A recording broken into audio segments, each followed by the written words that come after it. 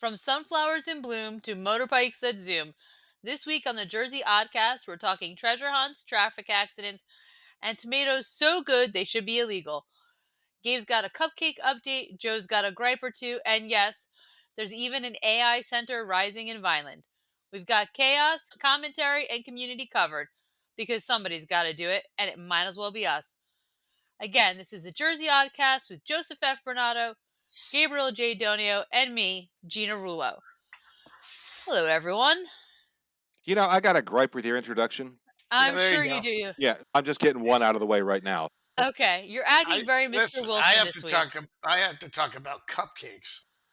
Give me a break. You enjoy cupcakes as long as they're gluten free. Yeah, that's right. Tasty. But So here, maybe we'll just have Joe do that introduction then. Fine. Joe, what's going on with the council? Council did meet on Monday, July 28th. And during that meeting, DAV Auxiliary Commander John Caruso addressed Council requesting their support for a VA Specialty Care Center and or a transportation hub in Hammonton. Caruso said that he spoke with VA officials in Delaware, under whose jurisdiction local veterans fall, and they were amenable to a conversation on the topic. While there are VA clinics in Vineland and, I believe, Northfield, a specialty care center would offer a greater level of care for local veterans without the need to travel to Delaware. Council ultimately voted to send letters to the VA, as well as Congressman Jeff Van Drew and Senators Andy Kim and Cory Booker supporting the idea. During his report, Town Solicitor Michael Malinsky sought a motion to terminate the employment of Hammonton Municipal Airport's fixed-based operator, and once that was granted, he sought another motion to find a new fixed-based operator for the airport, and that was granted as well. Also during the meeting, Council presented the Hammonton Police Department with a proclamation of appreciation for their hard work during the Feast of Our Lady of Mount Carmel, ensuring a safe event for everyone. Sounds like a pretty typical end of July council meeting. Nothing really going on. Summer, blah, blah, blah. Don't you agree, Gabe? yeah, it's always quieter in this time of year. A lot of people go away. A lot of people, and don't even just mean in government. Just people are not here, so even the people who are trying to attract votes and do different things who are running for office, temper it temper it with the idea that maybe we'll just do this after Labor Day. So August tends to be a pretty quiet month in Hammond. I'll tell you how quiet it was. I got there, I think, about 20 minutes to 7. And I always wait in the lobby to go into the council room. And I'm sitting I'm sitting on one of the benches, Is and that because they're normally in closed session at that point? they're normally in closed session at that point. Yes. Yeah. So I'm sitting on one of the benches, and I see Frank Zuber coming down the stairs. He's like, "Oh, you can go in. We're out of closed." I'm like, "Frank, it's 20 minutes to 7." He said, "Oh, we've been out of closed for a while." Oh, okay. That almost never happens. So that's how quiet it was. Yeah, there's not there's stuff going on, but it's just not being, I think, addressed right now. There's not a lot of gears of government churning right now. No, no. It's end of summer. People are on vacation. People are getting ready for school and so forth.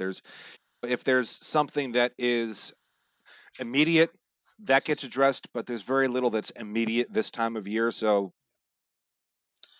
I did see something that put a little, what's that word? Is it frisson of excitement through town last week with the announcement of a longtime iconic Hamilton restaurant getting a new name and a new approach.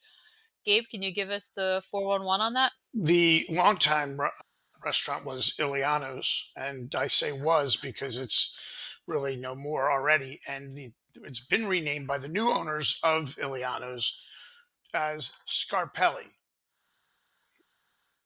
They call it Scarpelli, and the logo says a new Italian fusion, Hammonton, New Jersey. And they send out a little post, and the post, I'll read it. After months behind the curtain, it's finally time to introduce what we've been working on. Welcome to Scarpelli, a full-service Italian fusion restaurant where old school meets new school. The name, a tribute to generations of our Italian family's heritage. The food, a fresh take on the classics you know and love. We're here to raise the bar on what Italian American cuisine can be, with obsessive attention to quality, hospitality, and detail. Because this just isn't just a restaurant. It's an experience built on passion, teamwork, and doing things the right way. We can't wait. See you all soon. And that's the post. And it has the logo of the new restaurant, which will have a fork with some what looks to be pasta wrapped around it. I'm excited. They're doing work to the restaurant as we speak, and it's nice to see the reinvestment in the community. We're seeing a lot of that throughout the community. The Chipotle coming to the former Wendy's, a few other places are being renovated as we speak. I don't know, guys. What do you think about the new concept for the former Iliano's, now known as Scarpelli? What struck me was the use of the phrasing, it's not a restaurant, it's an experience. And I have lamented for a long time, and I was actually just having a conversation about this with someone the other day, about how there was a time in the not too distant past where you went out to dinner and that's what you did that evening. It wasn't like you went out, you ate, you were done in an hour, and you went on Event to other dining. things. Yeah, it was event dining. Like Zaberers was event dining. People used to go to the library as event dining. That's what you did. You were there for 3 or 4 hours. You had a Right. couple of courses. You had time in between each course because they were cooking it fresh specifically for you. It wasn't a giant pot somewhere where they just take out a portion and put on your plate. So if that's what they're going for, I think that's an interesting concept for town. And I hope that's what it is because by the time I had the budget to go to event dining, it was on its way out, at least insofar as local restaurants. It's still Yeah. a thing in like Atlantic City, in Philadelphia, and so forth, but small towns, not nearly as much. I like the idea of it. I think it's good to have diversity of food. Love the Maplewood, Anada, Rocco's. If we think of those three on the same level as Iliano's was, like, great restaurants, go out to dinner, has the liquor license. And but the idea of Scarpelli is intriguing. I want to see what they can do, see where they're taking the cuisine. What is the vibe going to be in there? What's the seating going to be like? Is it going to be a little quieter so you can have those intimate conversations that you want to have at event dining so that you can sink into a chair, have a few cocktails, and have that 2, 3 hour dinner rather than feeling like you need to be turned, the table needs to be turned over. I enjoyed what the new owners did with Eliano's when they had it. It's the same owners, it's the new owners. They're just rebranding it and coming up with this new concept. And again, I like going out with my friends. We like having a bunch of appetizers, picking and gossiping and doing all that. So this could be really fun. I'm excited for them.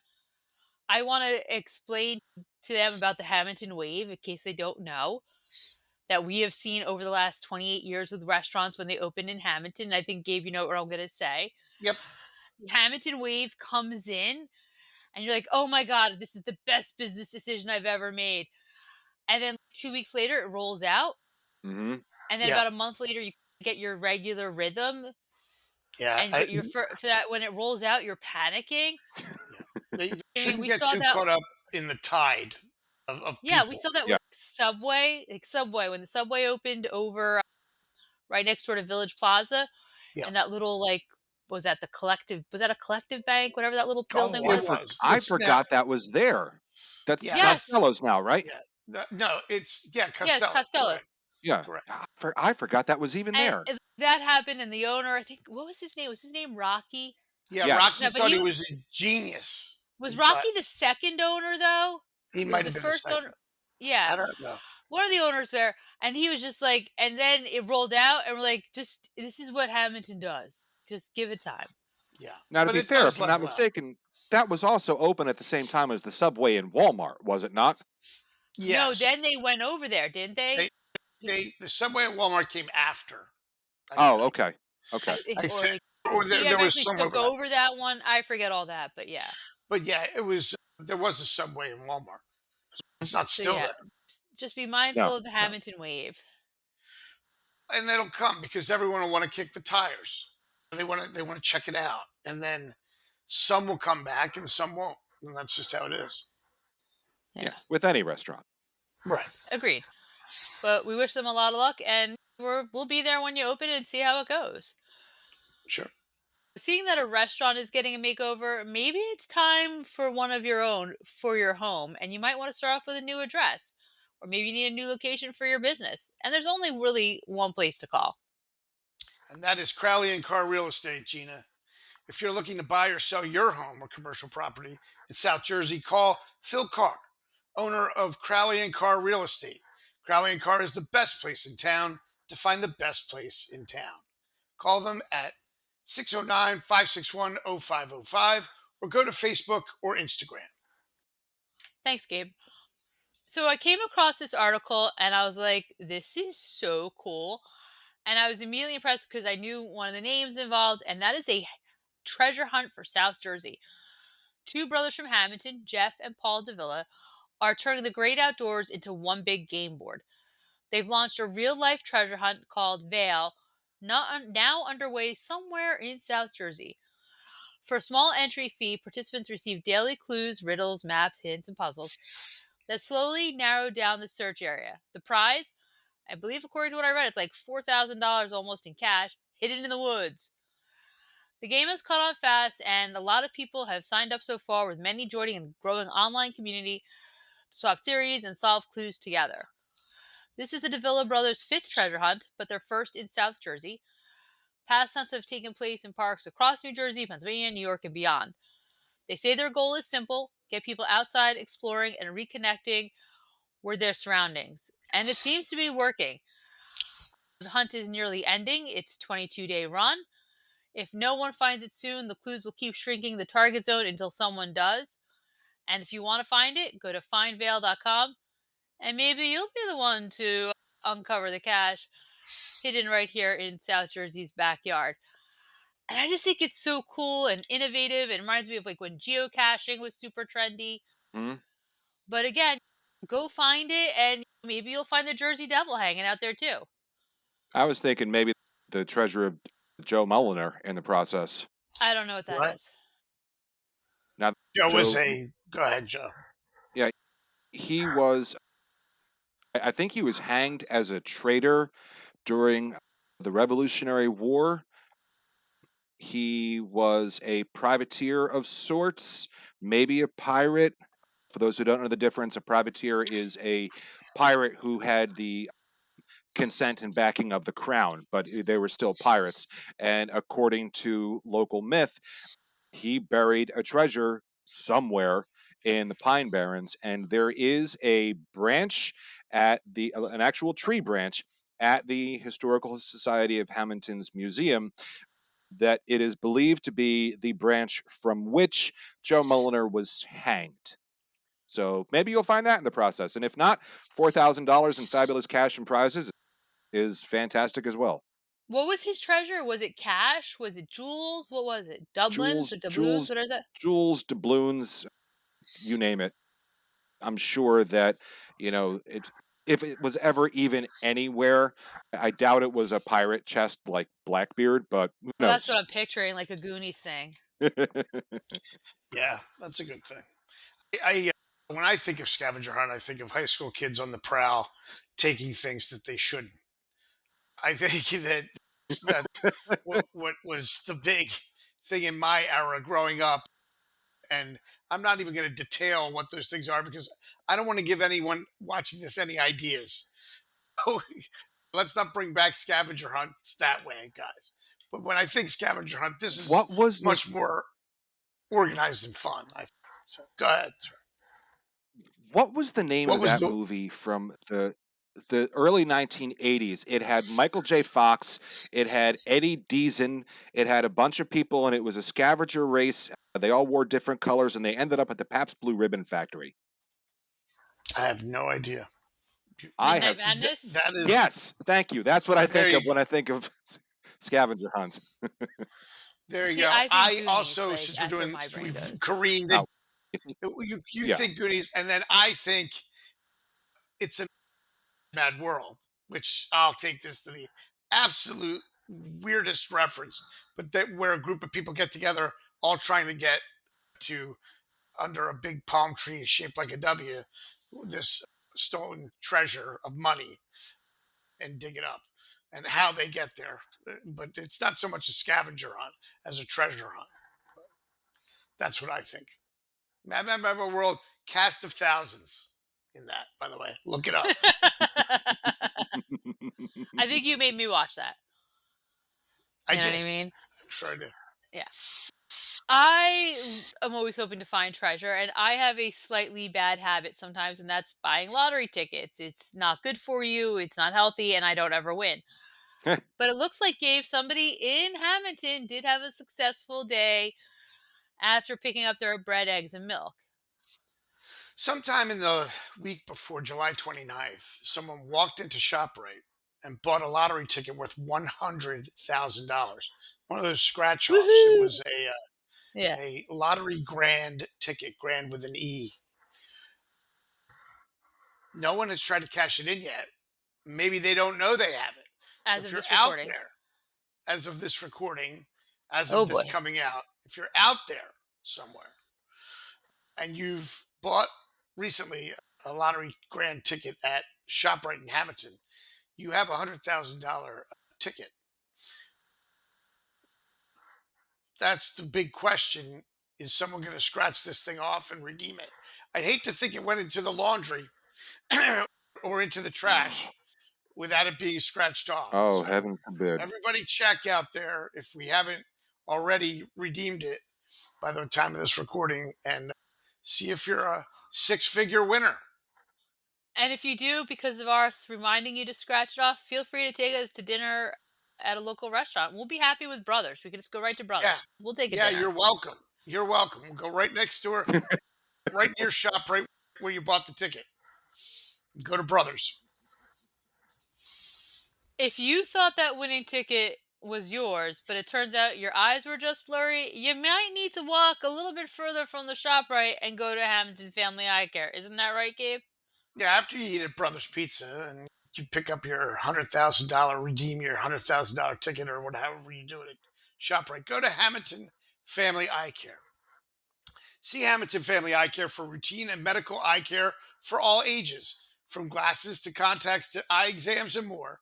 Visit Hammonton Family Eye Care at Peachtree Plaza, 80 South Whitehorse Pike in Hammonton. Call 609-567-7479 or go to hammontonfamilyeyecare.com. Thanks.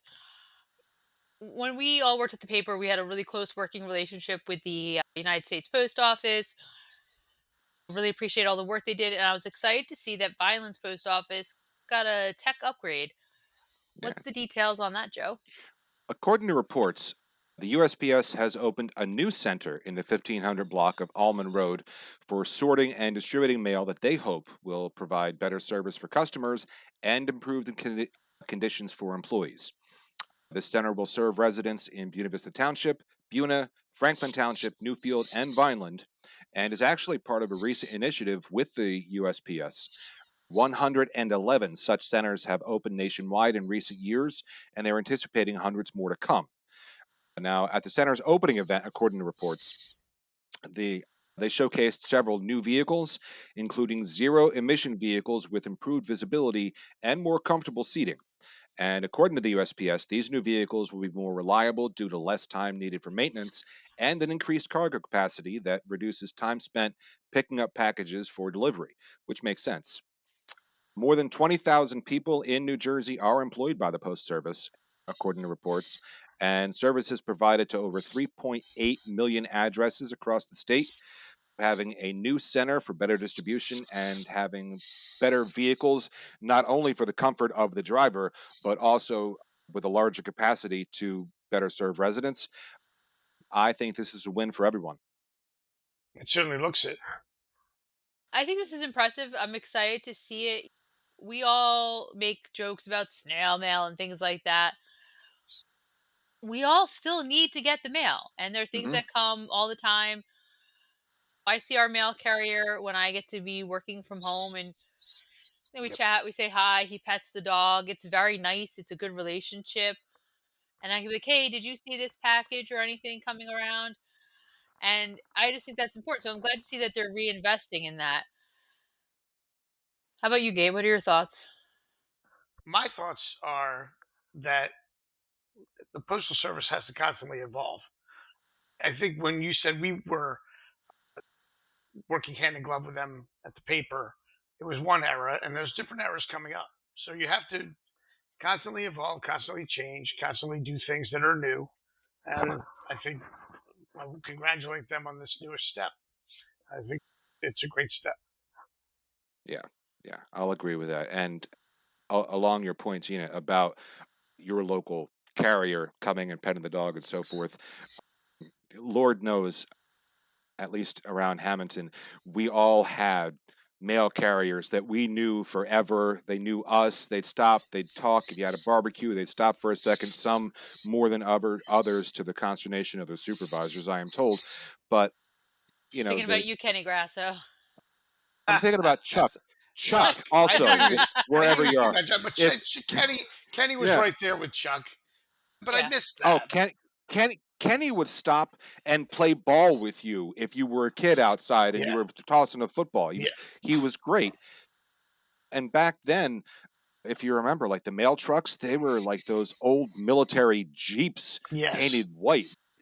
They bounced around like crazy. Mail carriers had back problems by the time they were 30. So anything that they can do to help such an important institution, I think, is fantastic. Gabe, there's another technology or innovation happening in Vineland regarding AI. There is, and this is a massive um, facility, far eclipsing most facilities. And when I say that, it's spanning 2.6 million square feet big. It's massive. And it's going to be an artificial intelligence data center, which is currently under construction right now in the private industrial zone in Vineland. And it's going to be the first of its kind this far south in New Jersey and one of the largest in the region. Nebius Group, a Netherlands based AI infrastructure company, announced in March that it would build its first US based data center in Vineland. So, this facility is located off South Lincoln and Sheridan Avenues, and it'll include six 220,000 square foot buildings to house servers and computing equipment, according to approved site plans and according to published reports. And there's also going to be a 4-story office building and a parking garage. So the center is going to have a power capacity of 300 megawatts, according to the company. And that figure reflects how much electricity the facility can use all at once, a key measure for data centers, which require large amounts of energy to operate, according to the published report. So this is another massive project for Vineland. We seem to be reporting on them every so often. And when you look at the overall picture for Vineland, it looks pretty positive. And it's rare to have one this size in southern New Jersey. New Jersey, apparently, according to the published report, has about 77 data centers, most of them located north of Trenton. So here you go, guys. We talk about AI and the impact of AI. You're talking about a 2.6 million square foot development in Vineland. Was was this one of the gripes of mine that was foretold at the beginning of this podcast, Gina? I'm not a seer. Okay. While I think it is great that Vineland will have this rateable, I think it is great that they are going to be bringing jobs to the region. I am fundamentally opposed to AI, and I realize that I am probably going to incur the wrath of our future robot overseers. My apologies, because nothing on the internet ever goes away. But I am not a fan of the industry at all. I'm not saying it shouldn't be in Vineland. I'm not saying it shouldn't be here or there or anywhere. I'm saying it shouldn't be anywhere. Not a fan. Just do not like the entire industry. And so for you, the reason raison d'etre for this thing is the problem. Like you don't agree Yes, with the industry. correct. I just I think the potential for misuse is there, and we have seen it. And I'm just Yeah. Not a So fan. for you, AI is. Can I make a crude analogy that it's like nuclear energy for you? Oh If it, no, I think we have made remarkable leaps in nuclear energy, and I would much rather see a nuclear facility built, right. personally. So you would rather have a nuclear power plant, is what you're saying, than an AI data center in Vineland. Yes, because eventually that nuclear power plant is going to be run by AI anyway, and we've all seen that movie. Now, if So, you'll excuse me, I'm going to go get my tinfoil hat. Yeah, you so my should really. concerns are a little bit different than Joe's. I am the least earthy, crunchy person. I think we would all agree with that. Yes. I recycle, but I am not out there save the earth kind of a person. Respect it, but I'm not gonna not use a single use water bottle. But I am concerned about the drain on the electrical grid Hmm? that this poses because of where it's located. We are in New Jersey. We are a very densely populated state. We're in the most densely populated part of the country, the Northeast. That is more of my issue with it than anything else. And we're already facing an electrical price crisis in New Jersey. Hmm? How is that going to impact it? And nothing I read really has spoken to this. That's an excellent question, especially when you consider when we had those 100-plus-degree days. The state politely requested that we keep our daytime thermostat at 85 degrees to reduce stress on the power grid. Now, I know Vineland has their own power company, but they don't, it's It's not still like on they the have, grid. yeah, they don't have an Yeah. independent grid. And I would, OSHA says it should be 68 to 76. So, yeah, and Well, I would have, I'm sorry, go ahead. I was going to say, and the issue remains the push pull of this, like you said, Joe, job creation, tax rateable one side, environmental impact on the other side, all the way around. And then the other thing that it's impacting is, like you said, do we even know that this industry is something that is going to give back to humanity or take away from humanity? So there's a lot of levels to this large, but what we can't ignore is things are happening Yeah, because of this industry right now. $2.6 million, excuse me, square feet is being built, and that's a reality. How and we it's not cope going to be with it, filled right? with people, it's going to be filled with computers. yeah, Right, mostly It's all servers. processing Yeah, right. I would have to and imagine. cooling rooms. I don't know. I only have experience with our planning board, and I don't believe that Vineland is within the Pinelands. But I know if Yeah. something like this were to come before Hammonton's planning board, an environmental impact study would be required. I don't know if one is required in Vineland. I would hope that it would be because something like this, absolutely. I had read somewhere, I think they're looking for air cooled servers as opposed to water cooled servers for this structure. I'd read that a couple of weeks ago, I think. No, I'm sorry, last couple of days ago. I lose track of time quickly. That's Mhm. because you're Um, old. I am. It is true. I'm So you're almost ready saying for about the new club. the way they're cooling the servers? Go ahead. Air cooled, not water cooled, which at Hmm. least won't place as much of a stress on the aquifer.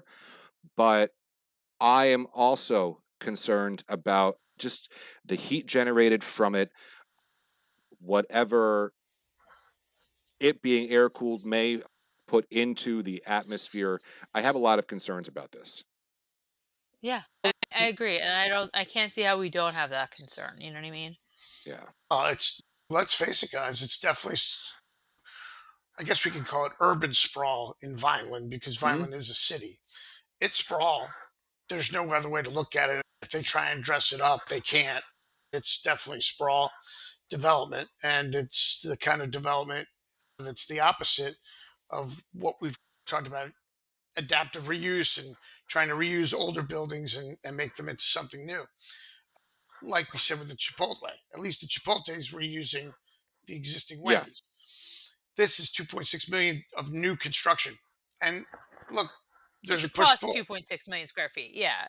That's There's a, going to be that's a, six there's a, buildings. but there's a two push pull. What I'm saying is, it's great that they get the rateable, but it's sprawl. It's it is. Let's call it what it. Yeah, it's massive. So whether you're fencing off your yard or in our case, our sanity, I really think there's only one person to call. Don't you agree, Joe? I do, and that would be Masterwire Fence, because for more than 40 years, Masterwire Manufacturing Fence Company has been providing the South Jersey and tri state area with residential and commercial fence supplies and services. Whether you're looking for quality products to do it yourself or are in need of a trustworthy fencing company to install your fence, they've got you covered. Masterwire Manufacturing Fence Company provides the highest quality products and customer service to each and every person who walks through their doors or gives them a call.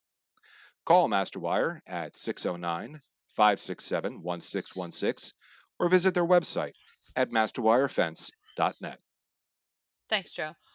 One of my most favorite Hammontonians is one of Gabe's former teachers, and that's Evelyn Penza from the Red Barn.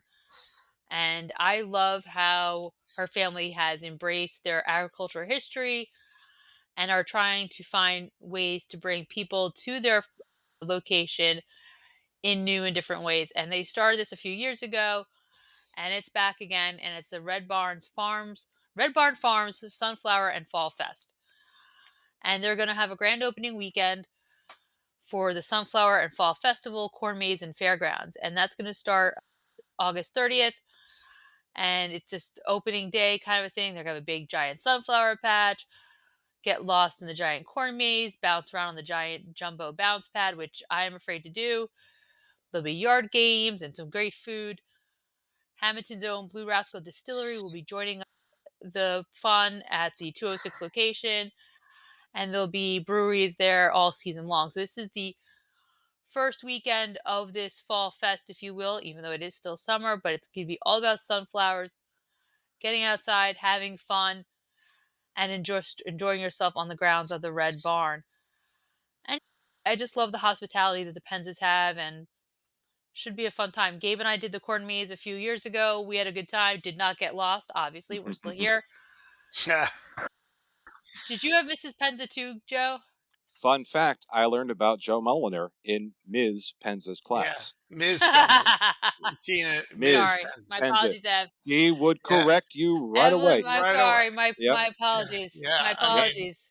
come Yep. on, man. That was drilled into our skulls, as was, of course, a lot of great English and poetry and history and Pine Barrens lore.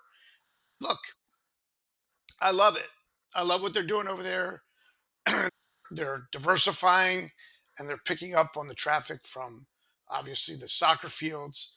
And Mhm. I give them a ton of credit for reinvesting in that property, which, of course, Evelyn Penza put her heart and soul into and continues to. And if you walk in there, she's there. The pies are there.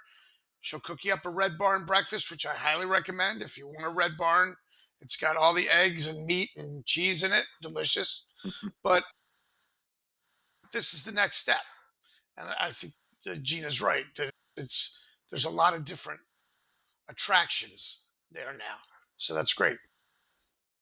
Yeah. Yeah. It sounds like it's going to be a real good time. In a town that celebrates life so fully, we also honor those that we've lost. And when you need dignity, compassion, and care, you call the Marinella Funeral Home. Marinella Funeral Home has been serving the community since 1962 and has been family owned and operated for 3 generations. Marinella Funeral Home provides individually designed burial, cremation, and pre planned funeral services to meet the needs of each family. Ask them about how pre planning provides true peace of mind to your family. Contact the Marinella Funeral Home, located at 102 North 3rd Street in Hammonton, at 609 561 1311. Joe, I was originally going to have Gabe talk about cupcakes, but since he poked at me a little bit in the beginning, we'll have you tell Aw, everyone about how you can make your own cupcakes. Yeah. Okay. Absolutely. On Thursday, August 7th, the Hammonton Family Success Center is holding their Make Your Own Cupcakes event. It is going to be from 2 to 3:30 p.m.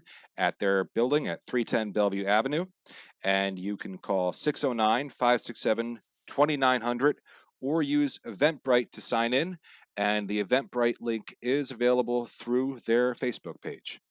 So that should be a good time. I think And it's I funny. think I And I think think this is part of their family cooking class that they have every Tuesday and Thursday.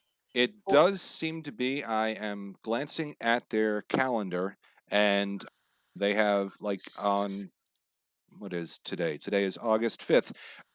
They had their family cooking class 2 to 3:30, and it does seem to be every Tuesday and Thursday. They have it again on the 12th and 14th and so forth. So if you go to their Facebook page, that'll give you the link to the Eventbrite, and you can see exactly what it is that they're covering from week to week. So if you want to make cupcakes in a group, learn to make a different cupcake, you just want to do something fun, by all means, stop by.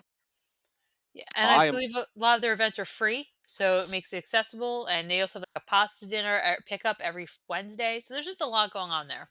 Yeah, and their calendar is available. They offer a variety of services to the community. Gabe, what's happening in Egg Harbor City on August 9th? Gina, there is an Olympics this year. It's not the normal Olympics. It's the Egg Harbor City Lake Olympics. These are some events that will be coming on Saturday, August 9th, with fun times that'll entertain children and adults all day long. The fun starts at 10 a.m. with the 29th annual Egg Harbor Olympics at City Lake Park.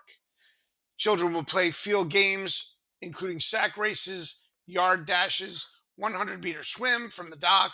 Lunch will be served, and there will be t shirts and lots of giveaways. So, to be involved, you can call Meg at City Hall to register your child. 609 965 0081, option 5. Neat, that they're having something for the kids and they're calling it this Lake Olympics. I think it's a fun competition. What do you guys think? Yeah, I it agree with seems that. it seems like they've been doing that for a while now, and that's exciting. Yeah, Yep. yeah. I know that if I were a younger individual, I would probably be all about the sack races, not the yard dashes, and certainly not the 100-meter swim from the dock. I don't think any Every week we try to Yeah. drown Joe. Every every week. It's a every shame. week, and you had the diabetic cover the make your own cupcake thing. So, Yeah. You're eating bags of Zeppeli, so I don't feel bad for your Yeah. Fair, diabetes. but fair that's point. once a year. Fair Yeah, that's point. once a Shouldn't do year. it. But Shouldn't do it at all. um, Come on now. no, it sounds like a good time. I don't think anybody, or maybe you do, wants to see me try a handstand. But this Yeah. does sound like a good You're time. not a teenager, so you can't Yeah. participate. But There's also going to be the Egg Harbor City Food Truck Festival on August 9th along Philadelphia Avenue from 3 p.m. to 9 p.m. This is the 7th annual event. Food trucks, live music, vendors, beer garden, games, prizes, face painting, and more. We've been there. It's fun. They have that big, wide Philadelphia Avenue, so it doesn't feel overly packed in that sense that you like wall to wall. There's usually a good amount of people, and it's a good time. So we've yeah, enjoyed that in the past, haven't we, Gabe?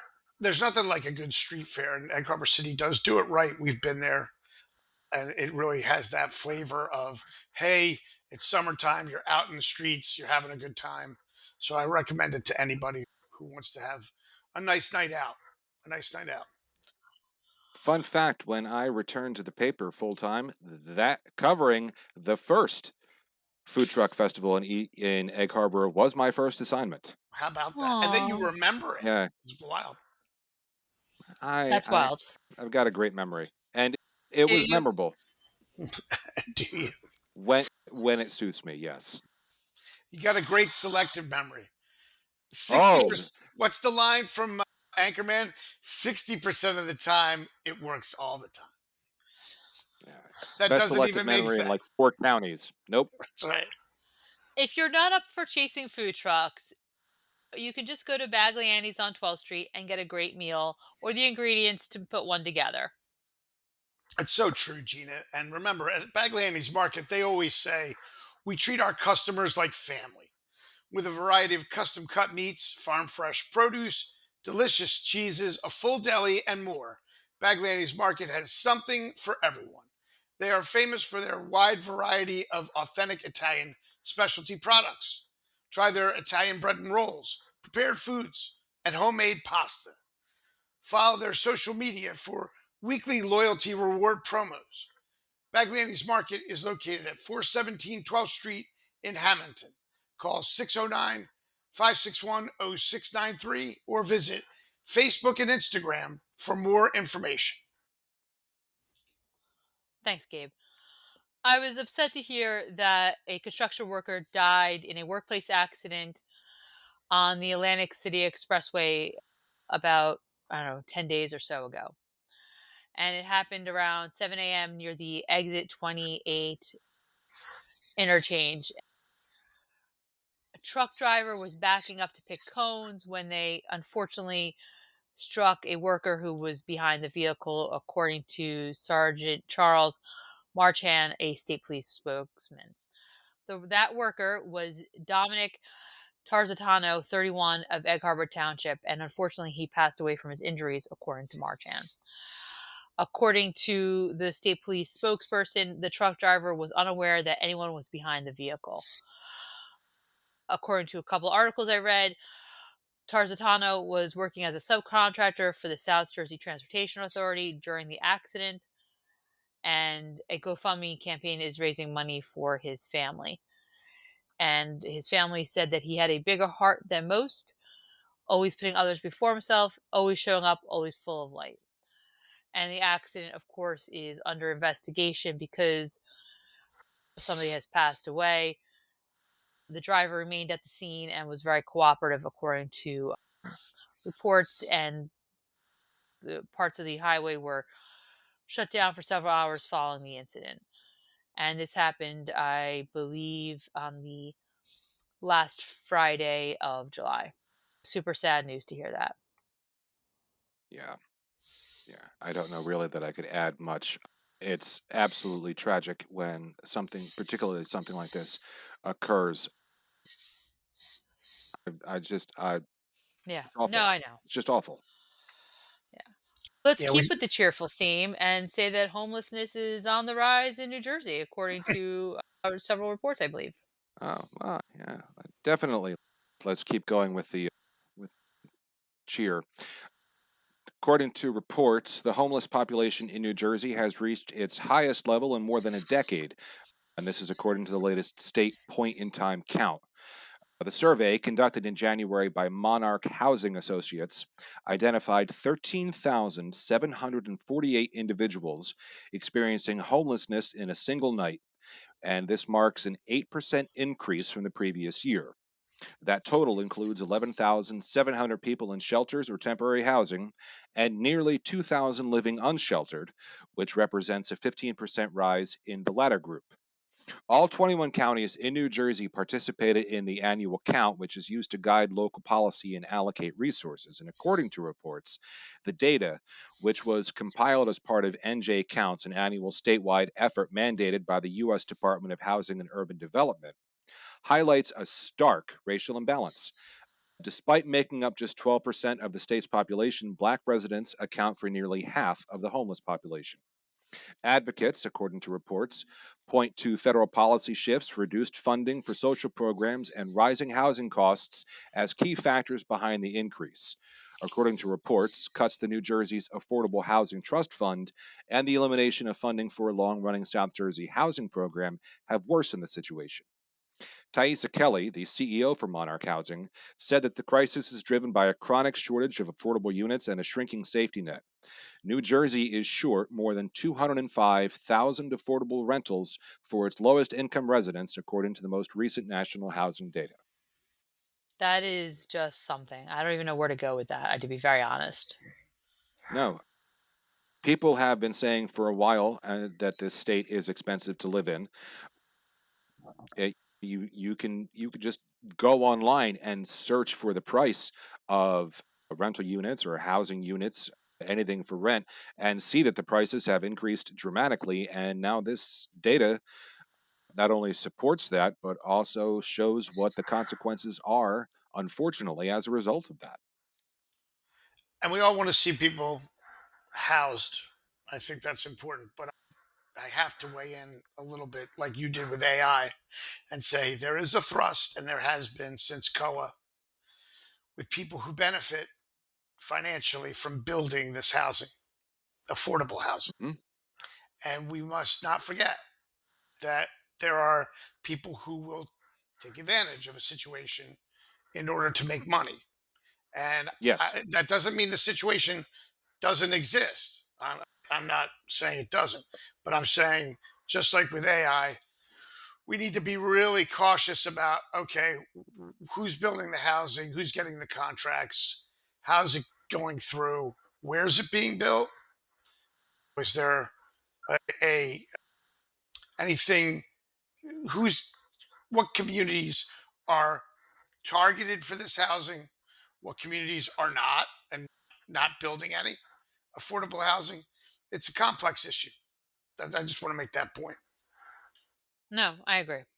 Yeah. No, you're 100% right about that. And I often have wondered, when you have builders who would pay into an affordable housing fund instead of providing affordable housing units, what does that money actually go for?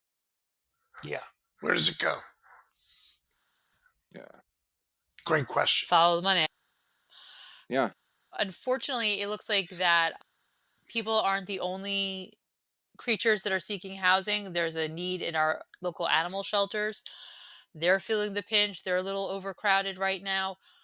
And to help facilitate finding new homes for animals in our county, the Atlantic County Animal Shelter will be holding a Clear the Shelters promotion on August 8th through the 10th, where all adoption fees will be waived. The Hmm. Atlantic County Animal Shelter offers dogs and cats of various ages, sizes, and breeds, and on occasion, purebred dogs and cats become available for adoption. County Executive Dennis Levinson said he was proud to participate in this nationwide pet adoption drive that happens each August.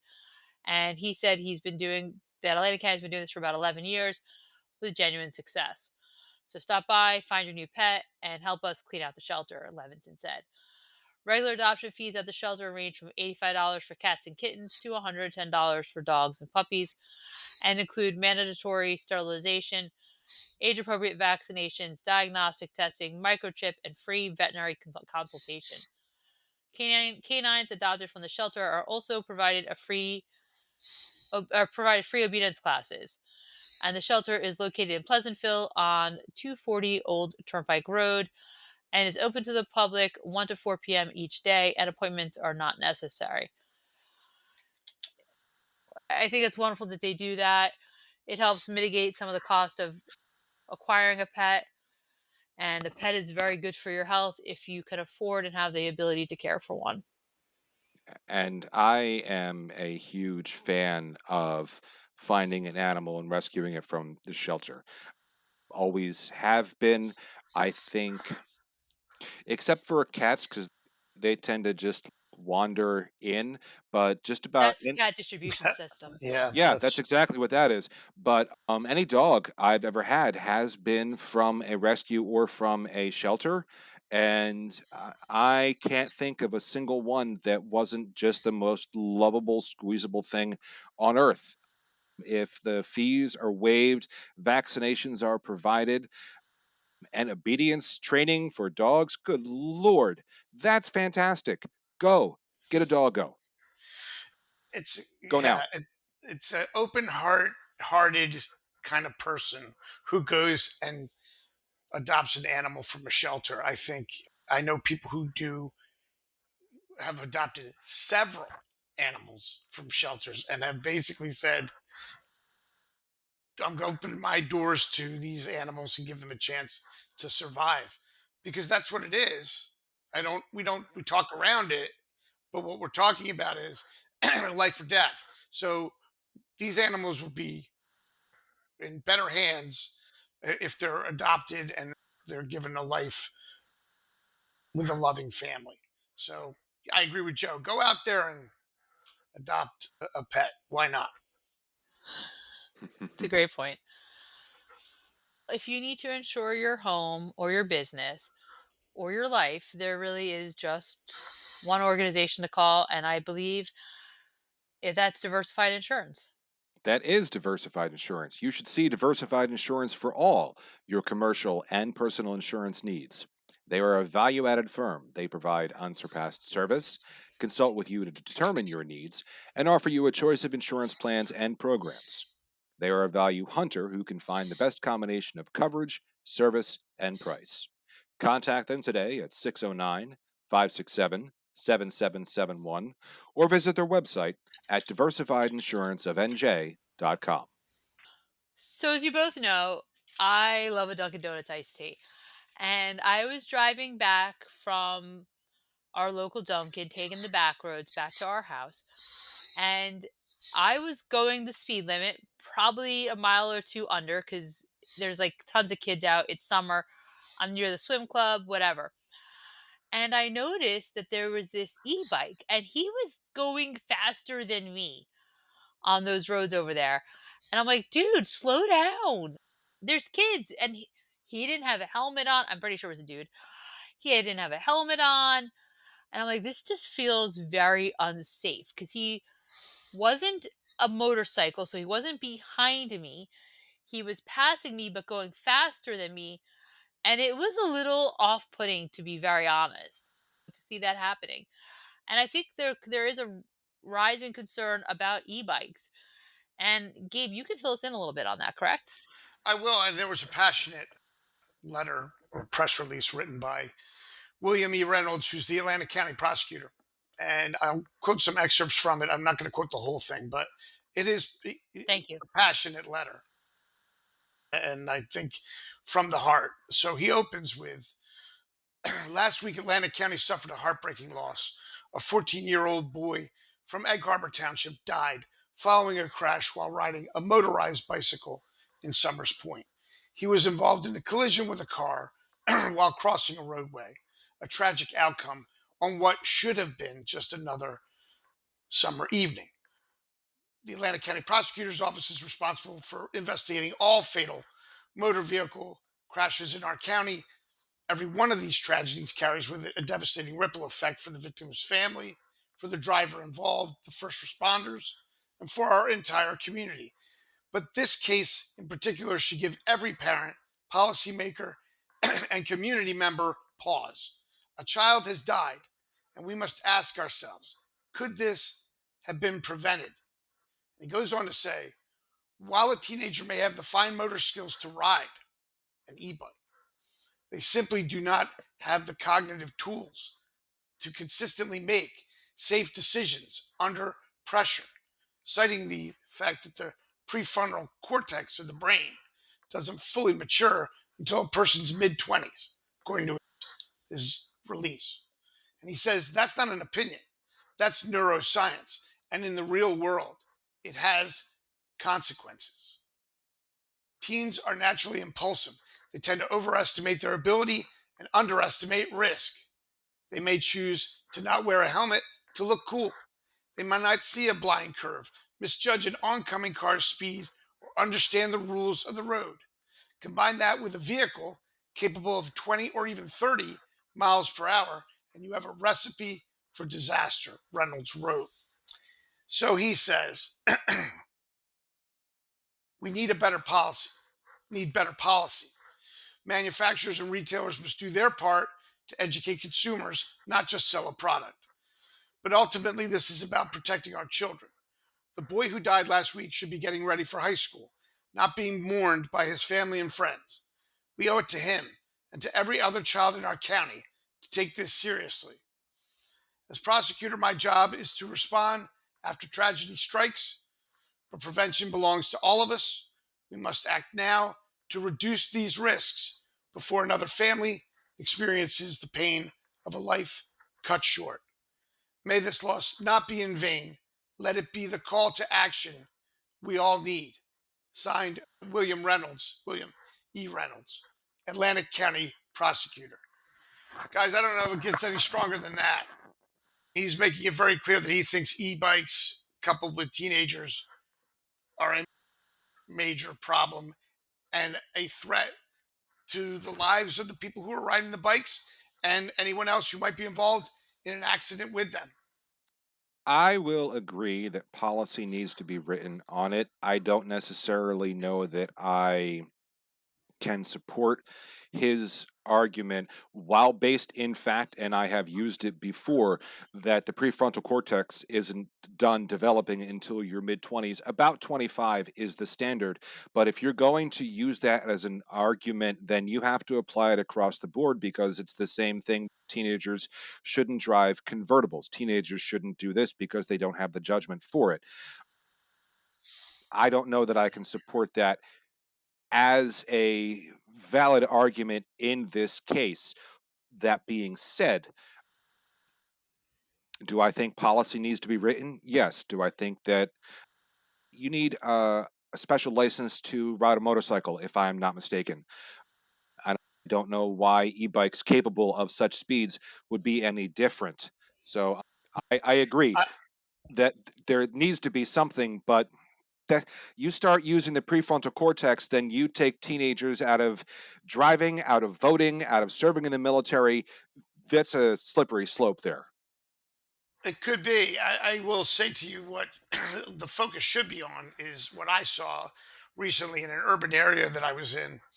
Three people coming down, no, four e-bikes in a row coming down the sidewalk, two of them popping wheelies on the sidewalk, and two of them not wearing helmets. So my feeling is those bikes shouldn't be on the sidewalk policy, and maybe those there should be some sort of written test to get an e-bike like you would have for a car. Ooh, Yeah, like And you and Joe both said. yeah, yeah. You so need a I license agree. for it. I think I somewhat agree with Joe that while it may be true that the prefrontal cortex and this sort of thing, I wouldn't get lost in that language. I think the focus should be on look, these kids shouldn't be on driving around without a license on a motorized vehicle that is capable of going 20 to 30 miles an hour. That's no Yeah, longer a bicycle. That's a sort of slower moving motorcycle. And that's by exactly what that definition, is. it has, I mean, what's the definition of a motorcycle? A bicycle with a motor. Like, I know we want to call it e Yeah, bike, but yeah. It may come down to like the size of the engine. I don't know if do you need a license for a moped or just a motorcycle? it's a There's a good lot of question. technicalities where you can get lost in the weeds in, Yeah. but I think new technology and Lord knows legislation is always slow to Yeah. catch up with consistently advancing technology. But perhaps this is something that should be looked into. 30 miles an hour. When Queen Victoria rode a train for the first time, it was what, 19 miles an hour? And How she do you said, know that? It's just happened. selective It's in memory. his, And it's in his that head. was, she said, faster than When's my anybody should birthday, ever Joe? I travel. mean, really. April. Uh, Yeah. Something. Somewhere in April. Selective memory. It's April look, 6th if you're playing at home. The I look, You got the should know. month. You're married to me, Gabriel. fair I point. hope you know.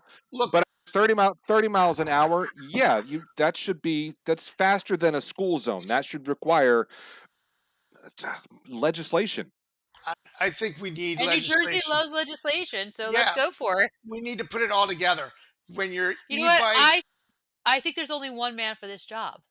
what's that? Oh God. Mike Teresi. Oh, Michael Teresi. Yes.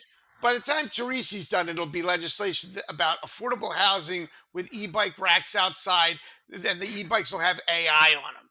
If we have Teresi there, no, I'm just kidding, Mike. I don't think We love I don't you. think We he'll love you, do. Assemblyman Teresi. Yeah, Sort of. Assembly Teresi is a friend of the program. I think. Maybe not after We're not that. sure. He was. He was. Yeah. I think we're feeling a little happier, so let's talk about the Hammonton Happy Hour. That is happening Thursday, August 14th from 5 to 7 p.m. at the Aflac Agency, 850 South Whitehorse Pike. This is a group of people who get together monthly. It's a business associates networking event. And for more information, contact the Hammonton Happy Hour at gmail.com. You can follow them on social media. I like how consistent this group has been. They get together every month. And the fact that there's seems to be always new faces in there based on what I see on social media. So I think that's very positive, and there's something to be said about business networking, getting together, and sharing updates. So this is very cool. If you're a business person, go on out to the Hammonton Happy Hour, August 14th, 5 to 7 p.m. at the Aflac Agency. Aflac. I'm. I tried to hold that in. I did. I'm sorry. I'm sorry. Nice. Well done. Do they still use the Yeah. duck? I guess they do. No, I don't know ever because Gilbert Gottfried had that whole thing, and now he's no longer with us. So even if Rest they in do, peace. it's not the same. But what I like that the happy hour seems to change venue Yeah, every month, so it doesn't stagnate. It's not like, oh, okay, I'm going to see Bob and Phil and Jim over at Moe's Tavern again. It's something new every month, which I think helps keep it fresh. agreed. Yeah, that's good. And it's good to network. Let's face it, we know that. Yes. If you're going to the Hamilton Happy Hour, maybe you should wear your Jersey Oddcast t-shirt, right, Joe? Oh, absolutely. You should wherever you go. Got one right here. Nice. So, yeah.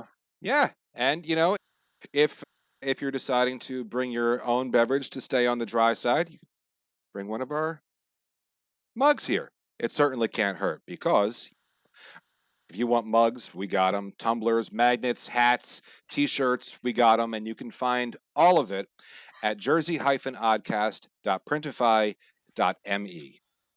Thanks, Joe. It's time for the Oddcast Odd Fact. Did you know in New Jersey, it's not just illegal to commit a serious crime, but it's extra illegal if you do it while wearing a bulletproof vest? That's right. You can break the law, not really, but don't you dare do it in protective gear because nothing says criminal intent like safety first. I love finding weird things about New Jersey, and that's got to be my new favorite one. If you're wearing a bulletproof vest and you're obviously going to do harm, you're going to Right. get even more trouble because you've got Right. on the bulletproof vest. Yeah, So it's an I'm over here unfair like, advantage. okay, I'm going to go do a crime. Right. Yeah. And I don't Well, want to no, be a it's burden on the state's healthcare system, so I'm just going to wear this protective gear. But no, it's extra double illegal, and I guess you put on double secret probation when that happens. Yes, right. I really No, don't know, but I thought that was interesting. it's an unfair advantage. That's what this is about. The cops can't shoot you to stop you. It's not like you're gearing up, you're like putting a suit of armor on to go out and do your crime. So you must really want to get away with it because it's not even like someone shooting you will not matter. It's pretty Yeah, crazy. like nothing says premeditated like wearing protective gear to do crime, so I can see that. Oh my god. I think you should wear protective gear if you're going to fix your septic system. But what I think is even more important is that you call Yeah. a professional if your septic system is having problems. And who should people call? Yeah, let's let them wear the Tyvek suits and call Yes. D'Amiglio Septic and Quality Sanitation. They are here for a variety of services, including septic pump out, grease trap service, high pressure jetting, portable toilets, and more. Call 609-561-3597 or go to demiglioseptic.com for Demiglio Septic or call 609-561-4666 for quality sanitation. Experience the Demiglio difference, a promise of superior service, quality, and reliability. Thank you. Gabe, you spend a lot of time in your car, and I know you listen to 1015 a lot if you're not listening to Sirius XM. And an area radio host is signing off and semi retiring. What is going on? This was announced in June, and so now the sign off has happened, and just past week, meaning last week. Dennis and Judy, Dennis Malloy, who actually has said on the air that he had ties to Hammonton and in radio in Hammonton, working for Jimmy Rodeo, the late Jimmy Rodeo in radio, has had a very long career, decades long career, and was on the air with Judy Franco for, I would say, 20 plus years. Since And 1997, I think. so essentially, he Good finished up. heavens. Not a lot of reason given other than want to spend time with my family more. But I always enjoyed listening to him. And part of this broadcast that we do now, this Jersey Oddcast, has elements, Gina, I think you would agree, of that program. The back and forth between them was very real, was very personal, and was appointment listening for years. So we wish Dennis Malloy lots of good years ahead and in his retirement or semi-retirement. He even mentioned talking about broadcasting from the Feast of Our Lady of Mount Carmel on the air once and kidded with one person, "What are you from one of Hammonton's five families?" That was a constant refrain from him.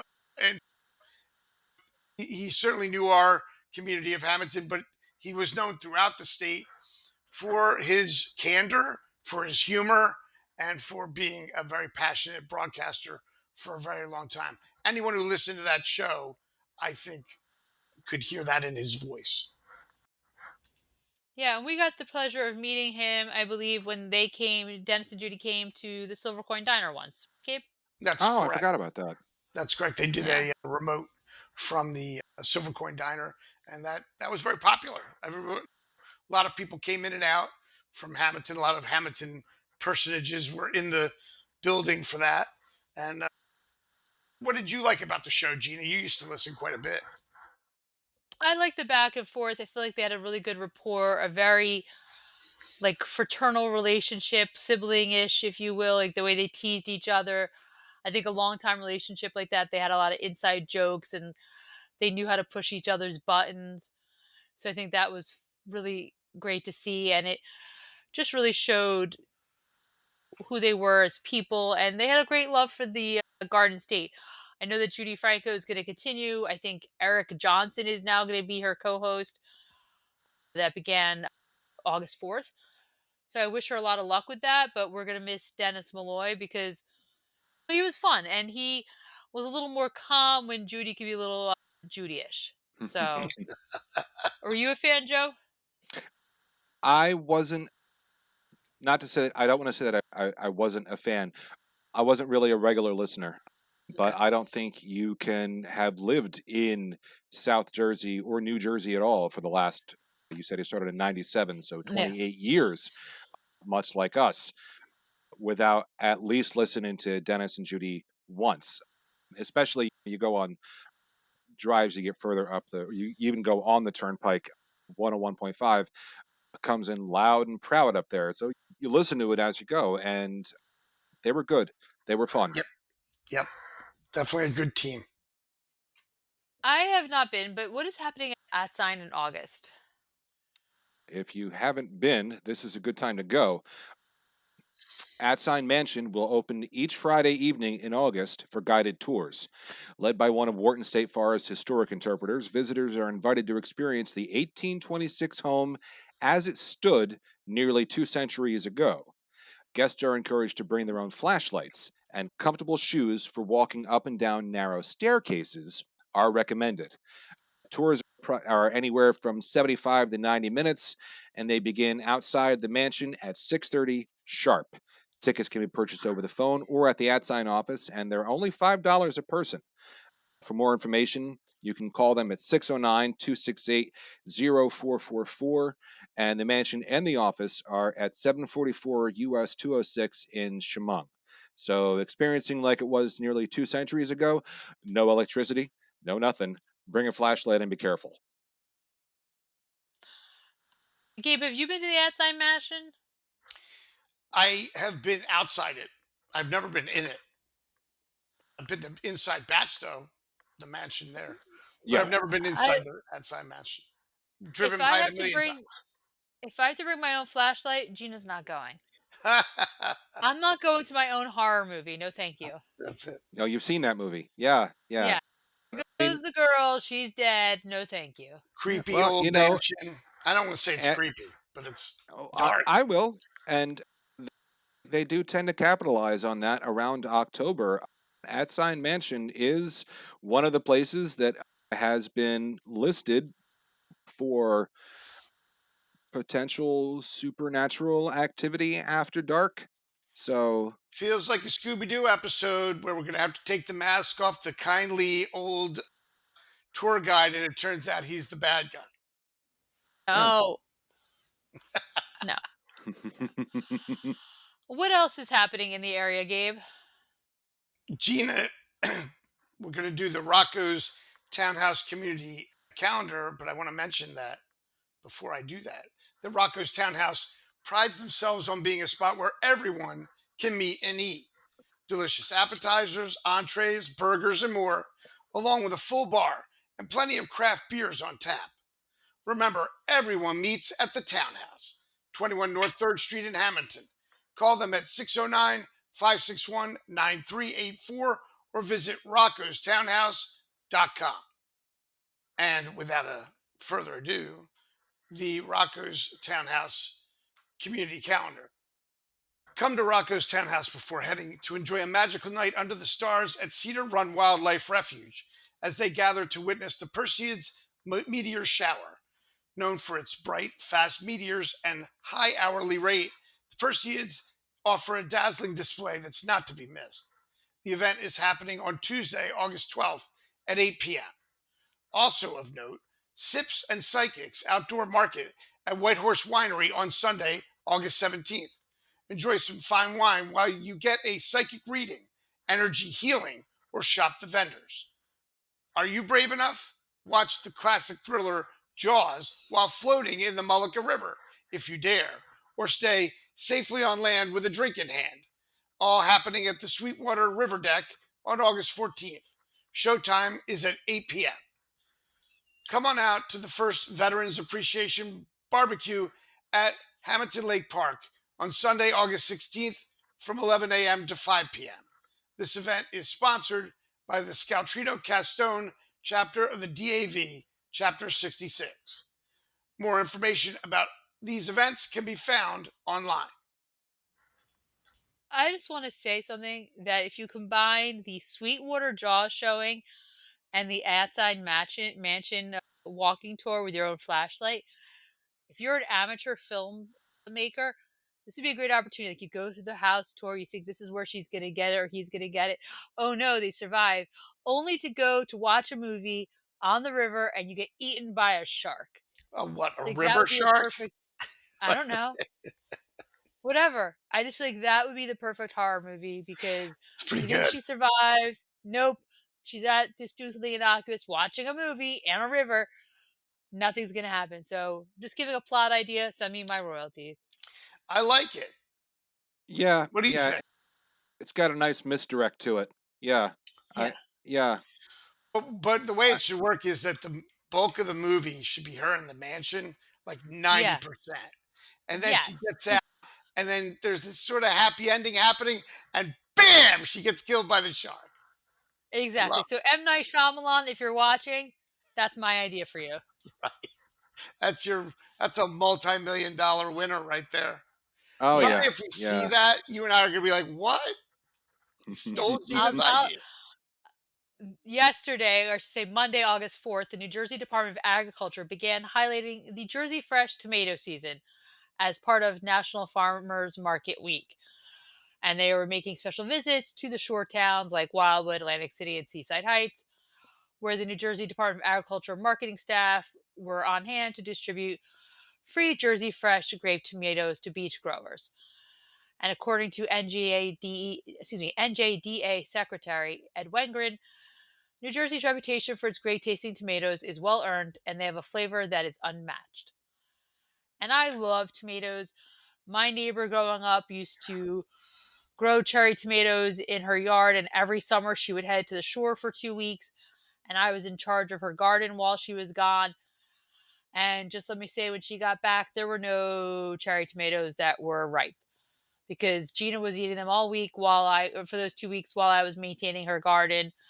She could keep the zucchini, didn't care. The eggplant didn't bother me, but her tomatoes were the best. And I still have dreams about those tomatoes. So I love that it's Jersey tomato season. Give me a tomato sandwich. Let's eat one like an apple. I'm here for it. Oh, no. Sorry, What? no, I do not like raw tomatoes. No tomatoes, no No? blueberries, no mushrooms. Are Raw you sure you're tomatoes, from I don't town? like. Positive. It's I don't like raw tomatoes. Cooked, yes, absolutely. Raw, no. If you want to bite into them like an apple, go ahead. But that substance inside, that slimy, weird, You're that No, just slimy see, and eats. weird. no, see, Oh, you don't get it. Like oh I no. was down in Ocean City, and person who owns a market cut open a tomato for me the other day and said, "Here, try some of this with just a little bit of salt on it, nothing to it." And the tomatoes, she alleged, came from Hammonton. Maybe they do, but they were delicious. I have to say, it was just a couple slices, but it was like eating just something magical. How about the tomato And app it we was had, raw. Gabe? What's that? How about that tomato app we had a couple weeks ago in Margate? That was fantastic. That was another. It was like that, but just Just a little simpler. gorgonzola, olive oil, like a little vinegar. Perfection. Yeah, no, So not good. a. That was a Not, restaurant. yeah, I do not like them raw. 10 a.m. Um, Okay. and it's a shame because they look delicious. They are. And I'm sure, and I know that people think they're great, but I bite into a raw one, and it's the same thing like when I bite into an olive. It looks delicious, but I taste it and I just get sad. I'm sad. I'm sad for you. I really Yes, am. thank you, Gabriel. I'm sad for you, but that's God. okay. Maybe Okay, it so doesn't sound like you're going to come around now that you're pushing 50.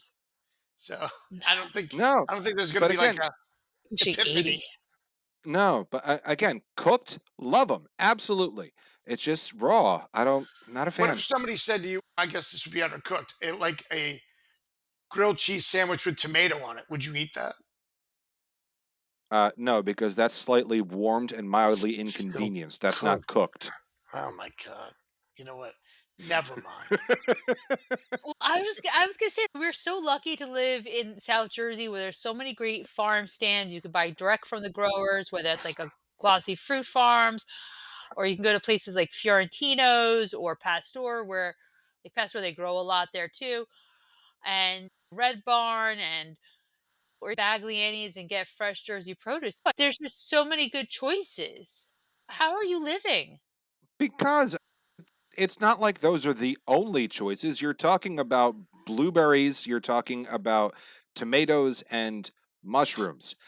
Are you from I Delaware? No, I have a Yeah. much wider palate than that. I eat peppers, I eat zucchini, I eat eggplant, peaches, He's trying strawberries, to justify it, raspberries, Gina. blackberries, all of these things that can be purchased at local farm markets and are Yeah. grown locally. Corn? Or Corn. yeah, So you eat good lord, the some. summer of 2016 I refer to as the summer of corn because that's about all I ate that summer. Would you eat corn raw ever? I have it. It's better when it's Cooked. boiled. Yeah. Sometimes and it's just right, it's nice and sweet right out of the husk. You do a Or in a lot of work. salad? You do a lot of work on Old Forks Road. I have a little quick produce story. There used to be my cousin Dennis had peach orchards on Old Forks Road for a long Hmm. time, and my dad was a produce broker in Rosedale section of Winslow. And one time we were riding back. I was a teenager, and we were on Old Forks Road. He pulled over because he said, "Have you ever had a peach right off the tree? It's the Mm. sweetest thing you'll ever eat." And took out a penknife out of his pocket, cut a couple off the tree, and we leaned against the hood of his car and ate peaches. There, we're so fortunate in Yeah, Hammonton to have the fresh produce that we have and have the ability to literally just take it off the tree and eat it. I, you think about people in the cities that have will never have that experience. And I no, hope we don't take it for granted ever. Not just the farm markets, but the farms and the agricultural industry that we have in Hammonton and southern New Jersey and New Jersey. All of it. It's a gift. So great stuff. Just great memories of it. Joseph, without your blueberries and He tomatoes. can't eat them. Very That's just more for you to eat. I don't know why you're complaining. I'm sure you have foods that you don't like, and I. Look, Joe's dad probably wanted him to eat blueberries, have a moment like I did with my dad, but it didn't happen because Joe was like, "Get that stuff away from me. I don't want any blueberries." whether it's tomatoes in Joe's fridge or junk in the garage, both of those things need to go. And when Apparently, you need a dumpster, there's only one company that you should be calling. and that is United Roll Off, Gina. Our friends at United Roll Off, and I know they listen, so I'll do a little shout out to them and say thanks for supporting the Oddcast. If you're looking for fast, reliable dumpster service, call United Roll Off Service and Recycling LLC, family owned by the Grasso family and proudly serving South Jersey since 1999.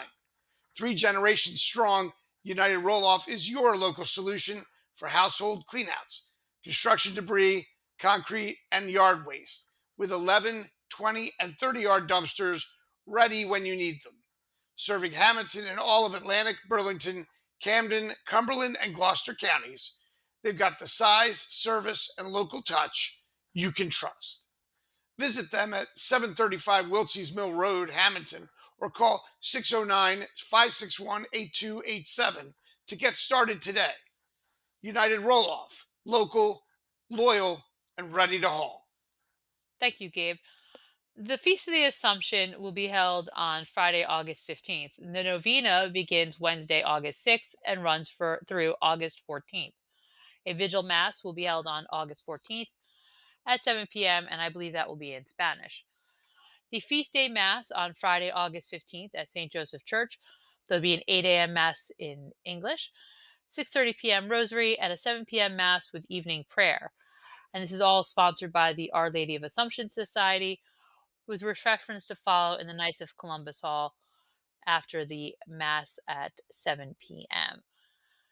When you guys were kids, and even when I first moved here, there was a smaller procession. There was the amazing food from the Blue Stand, the Assumption guys, music, and other things. And I hold on to those memories and I cherish them. And I would love to see Assumption come back the same way St. John's had.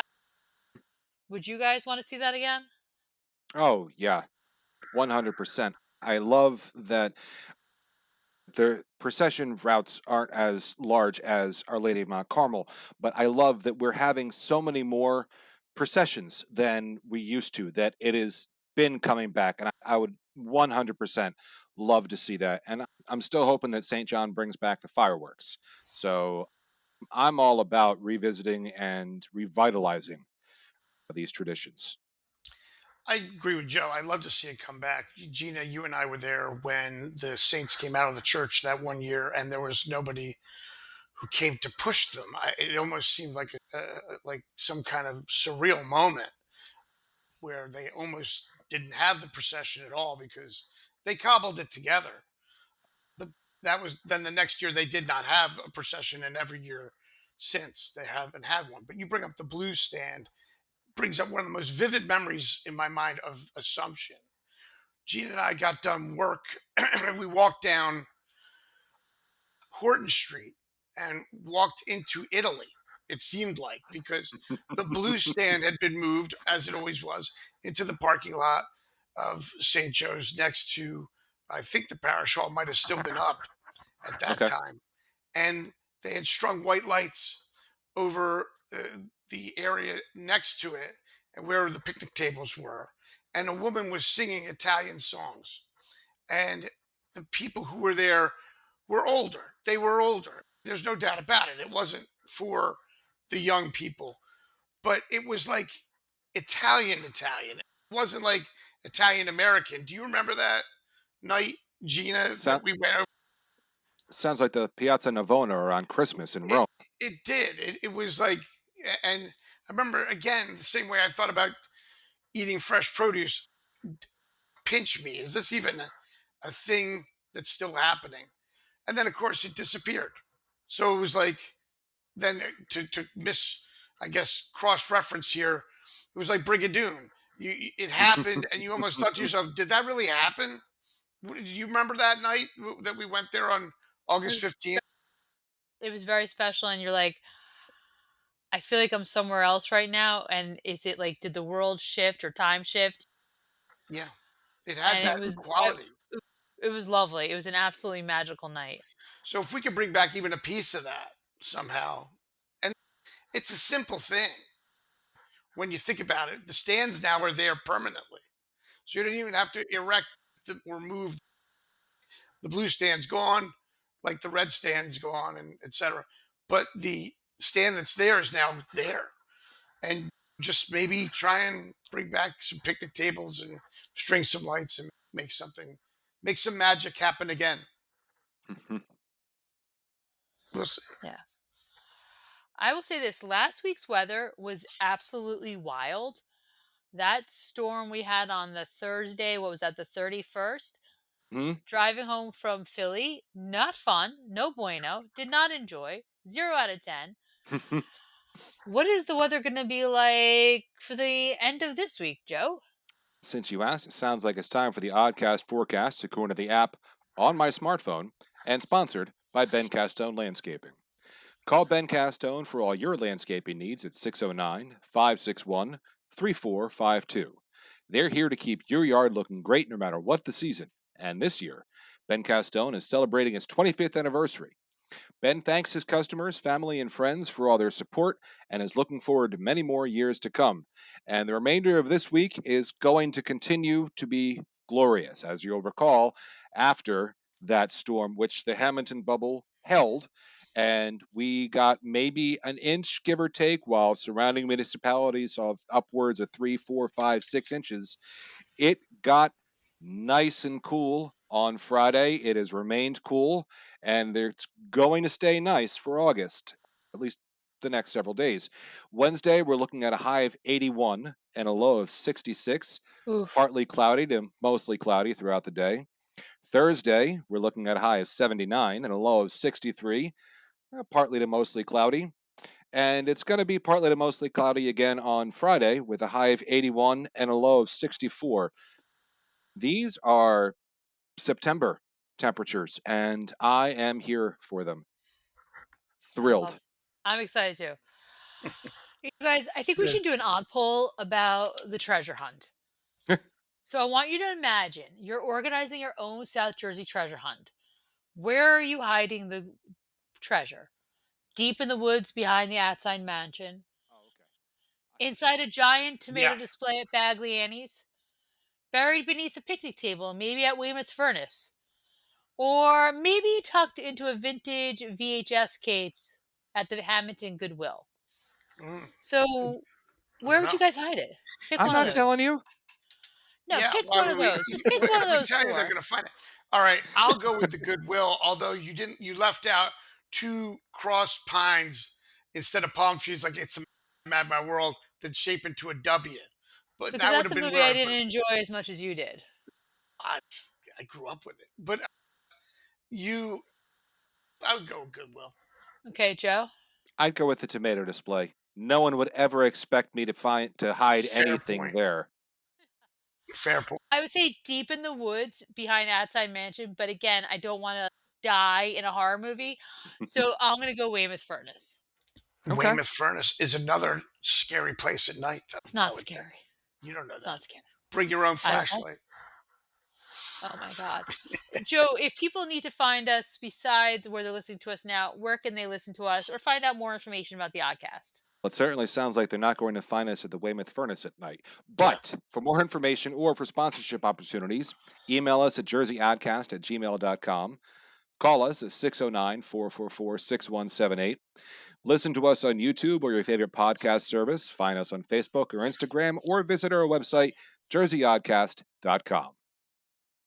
Thanks, everybody. We'll see you next week. Have a great week.